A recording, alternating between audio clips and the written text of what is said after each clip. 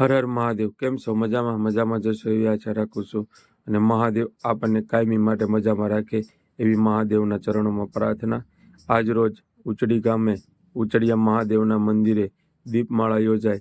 જ્યારથી ઉચડિયા મહાદેવના મંદિરની પ્રાણ પ્રતિષ્ઠા થઈ ત્યારથી દર સોમવારે રાત્રે દીપમાળાનું આયોજન કરવામાં આવે છે.